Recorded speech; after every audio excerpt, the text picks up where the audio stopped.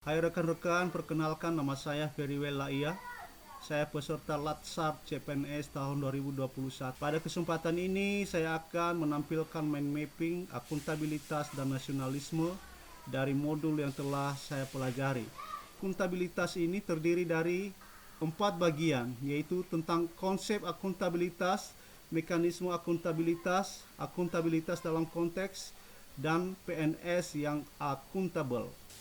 Yang akan dibahas dalam konsep akuntabilitas yaitu tentang akuntabilitas publik, aspek-aspek akuntabilitas dan tingkat akuntabilitas.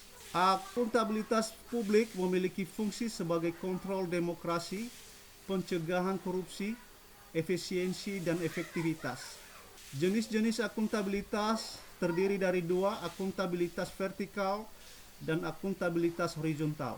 Aspek-aspek yang terdapat dalam akuntabilitas dapat berupa relationship, result oriented, reporting atau pelaporan, konsekuensi, perbaikan kinerja.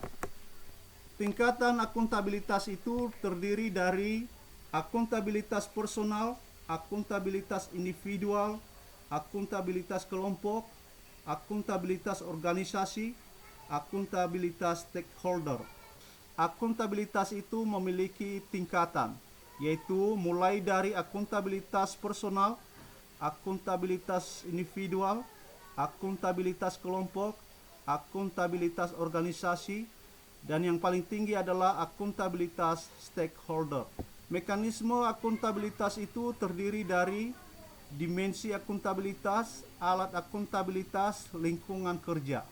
Dimensi dari mekanisme akuntabilitas itu terdiri dari akuntabilitas kejujuran dan hukum, akuntabilitas proses, akuntabilitas program, akuntabilitas kebijakan.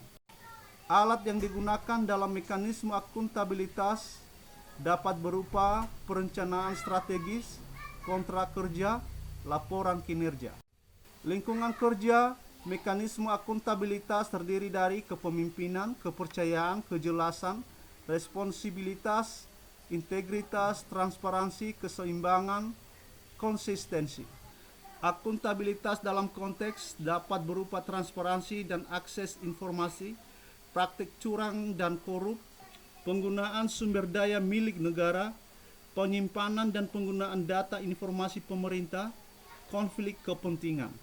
PNS yang akuntabel itu dapat terlihat dari asas penyelenggaraan kebijakan, prinsip profesi ASN, dan perilaku PNS itu sendiri. Asas penyelenggaraan kebijakan dapat berupa profesionalitas, proporsionalitas.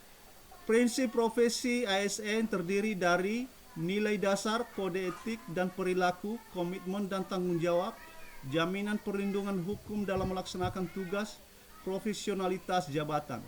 PNS yang akuntabel dapat terlihat dari perilaku PNS yang sesuai dengan kode etik, perilaku terkait transparansi, perilaku tidak curang dan koruptif, bertanggung jawab terhadap penggunaan sumber daya negara, perilaku berkaitan konflik kepentingan.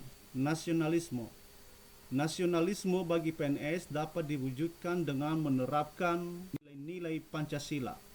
Yang pertama, ketuhanan yang Maha Esa, kemanusiaan yang adil dan beradab, persatuan Indonesia, kerakyatan yang dipimpin oleh hikmat kebijaksanaan dan dalam permusyawaratan perwakilan.